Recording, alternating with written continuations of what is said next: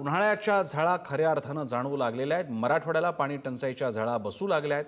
63 गावं 26 वाड्यांना टँकरचा आधार आता आहे। मराठवाड्यात 154 विहिरींचं अधिग्रहण करण्यात आलंय। राज्यभरात उष्माघाताच्या 115 रुग्णांची नोंद झाली आहे आणि 3 जणांचा मृत्यू उष्माघातामुळे झाल्याची माहिती आहे। अहिल्यानगर जिल्ह्यात 2, सोलापुरात 1 रुग्णाचा मृत्यू झालाय। एका दिवसात उष्माघाताच्या 25 रुग्णांमध्ये वाढ झाली आहे। 115 पैकी सर्वाधिक छत्रपती संभाजीनगर जिल्ह्यात सर्वाधिक 23 रुग्णांची नोंद आहे। नंदुरबार जिल्ह्यात 17, नाशिक 11, अमरावती 8, बुलढाणा 7, गडचिरोली 6, रत्नागिरी 5 अशी रुग्णांची नोंद झाली आहे आणि यामुळे राज्यभरातील नागरिकांना सतर्कतेचा इशारा देण्यात आला। सचिन दिरे आपल्याला मराठवाड्याच्या बाबतीतली माहिती देत आहेत। सचिन, यावेळचा उन्हाळा अतिशय दुष्कर आहे, त्यात मराठवाडा हा मुळात दुष्काळाच्या छायेतला प्रदेश आणि आता ही पाण्याच्या दुर्भिक्षाची बातमी, कशी तयारी आहे प्रशासनाची, काय चित्र आहे मराठवाड्यात?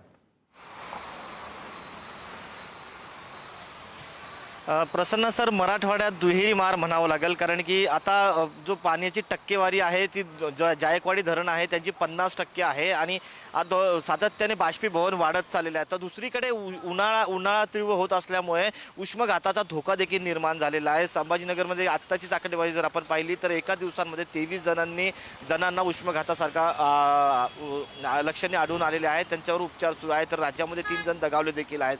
एकंदरीत अशी परिस्थिती, त्यामुळे जे प्रशासनाकडून प्रशासनाने पावलं उचलण्यास आता सुरुवात केलेली आहे। प्रशासनाने मराठवाड्यामध्ये जवळपास 150च्या जवळपास ज्या विहिरी आहेत त्या अधिग्रहित केलेल्या आहेत। त्याचबरोबर मोठ्या प्रमाणात टँकरची देखील सुविधा, सरकारी शासकीय टँकर असतील किंवा खाजगी टँकरचा देखील सहारा घेतला जातोय। त्यामुळे कुठेतरी गावांमध्ये पाण्याची कमतरता होऊ नये। मागच्या वेळेस आपण पाहिलं तर चाऱ्याची कमतरता निर्माण होऊ नये यासाठी देखील प्रयत्न केले जात आहेत। मागच्या वर्षी अनेकांनी आपली जी जनावरं आहे पाण्याअभावी बाजारात विकल्या होत्या, मात्र तशी परिस्थिती यावेळेस निर्माण होऊ नये त्यामुळे प्रशासन देखील खबरदारीचे उपाय म्हणून विविध गावांमध्ये, विविध वस्त्यांमध्ये, वाड्यांमध्ये टँकरद्वारे पाण्या पोहोचवत आहेत। आणि येत्या काळामध्ये पुन्हा उन्हाळ्यामध्ये उष्ण वातावरण होऊ शकतो, त्यामुळे बाष्पीभवनाचं प्रमाण वाढू शकतो, तलाव आटू शकतात। त्यामुळे आता पुढची खबरदारीचे उपाय देखील करण्याची जी तयारी आहे प्रशासनाची ती सुरू आहे। सध्या मराठवाड्यामध्ये एकीकडे पाण्याचं दुर्भिक्ष आहे तर दुसरीकडे उष्माघातासारखे प्रकार वाढत आहेत।